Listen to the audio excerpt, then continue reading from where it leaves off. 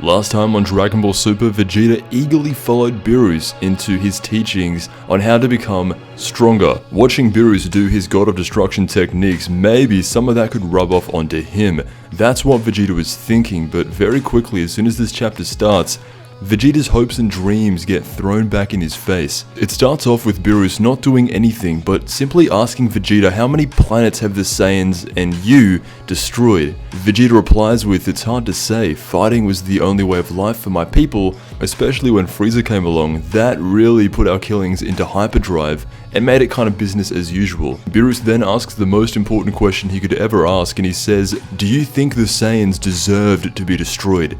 And Vegeta says yes. This makes Beerus very animated. He tells Vegeta that's ridiculous. He gets up in his face, and Vegeta's a bit confused. He's saying, What are you doing, Beerus? Weren't you going to show me this God of Destruction technique? What's this got to do with the history of the Saiyans?" Apparently, a lot. Beerus begins blowing up planets around him, and everybody's freaking out, and Goku even says, "Wow, Beerus is not someone to be messed with," and it's kind of like, yeah, we know that, Goku. Vegeta's looking at what Beerus just did, so impressed. He's saying, "What was that technique?"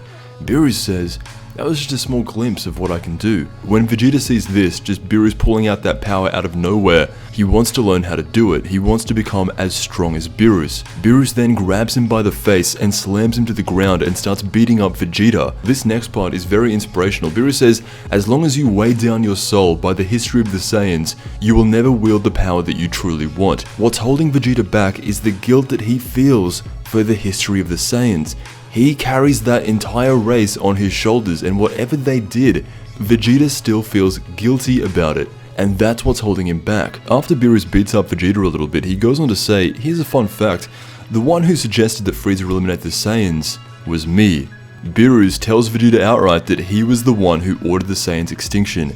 This is that moment, and how Vegeta reacts is basically how you'd expect. He powers up into Super Saiyan Blue, and he tries to fight Beerus. But it doesn't work. He can't do anything against Beerus, and that's the point. It's like when he rushes in against anyone, there's nothing that ever gets accomplished from doing that. By the end, Beerus is standing on top of him and says probably one of the most inspirational things of all time. He says, "Everything those Saiyans did in the past, what does that have to do with you right now? As long as you are trapped by this past, you will never manage to grow past this point you're at right now." Vegeta tries to get up again and do something, but Beerus Hakai's him. He shows Vegeta that there's still a long way to go, and when he's stuck in this crater, he walks up to him and says, "This is the main point of this.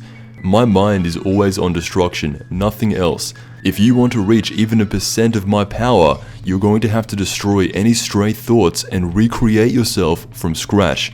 Before creation comes destruction." And at that moment, it looks like it clicks with Vegeta. To evolve and ascend to the next level, you're not able to get there as you are now. You're going to have to completely destroy everything you've built up and recreate yourself from scratch in a different way. That's what Beerus is saying, and that's the training lesson between Vegeta and Beerus. How are they going to go about doing this? It's hard to imagine Vegeta destroying himself completely and rebuilding up again, but that's what he may have to do. Very good mentorship and guidance from Beerus. What's holding Vegeta back are the thoughts of race and genocide, and that ties in very well to the other guy in this arc, Granola. It's a bit early to call it now, but Vegeta and Granola are very similar characters. It just seems like Vegeta and Granola have a lot more in common than Goku and Granola would. But that is the latest life lesson of Dragon Ball Super. Before creation comes destruction.